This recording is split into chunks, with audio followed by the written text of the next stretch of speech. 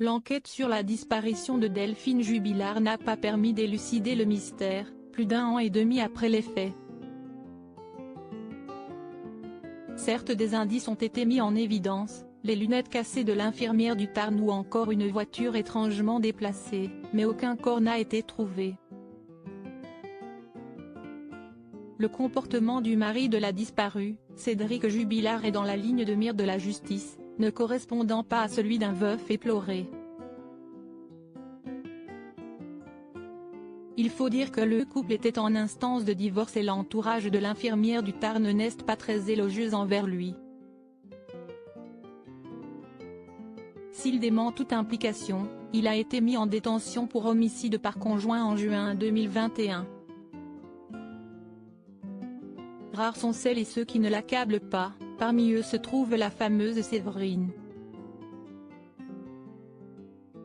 Dans Paris Match, celle qui a été sa compagne a décidé de prendre la parole pour établir certaines choses, alors qu'on fait d'elle le portrait d'une femme sans vergogne et peu recommandable. Séverine n'a pas été épargnée depuis que sa liaison avec Cédric Jubilard a été connue. Si leur histoire a commencé en toute discrétion, après une battue pour retrouver Delphine, elle a pris une tournure scandaleuse à un moment particulier. Dans Paris Match, elle raconte comment la médiatisation de l'affaire est un peu montée à la tête de Cédric et donne comme exemple un selfie qu'il avait pris, enlacé. Il lui avait suggéré de la mettre en photo de profil sur les réseaux sociaux.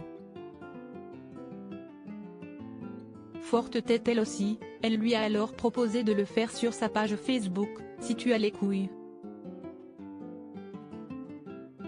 Un jeu qui a tourné au vinaigre car les réseaux sociaux se sont enflammés, provoquant un scandale à Cagnac-les-Mines et au-delà. J'en ai pris plein la gueule, malsaine, alcoolo, droguée, mangeuse d'hommes. La méchanceté des gens. Faut avoir les nerfs. Ce qui ne l'empêchera pas de continuer à le fréquenter en pleine instruction et d'être mise sur écoute. Son placement en garde à vue pour recel de cadavres, les autorités cherchant à savoir si elle avait obtenu des confidences du présumé coupable, l'a toutefois profondément déstabilisé. Le couple est séparé à l'heure actuelle, mais cela ne l'a pas empêché de venir le voir lors de son audition en juin dernier, même si elle a clairement pris ses distances. Cédric Jubilard reste présumé innocent des faits qui lui sont reprochés jusqu'au jugement définitif de cette affaire.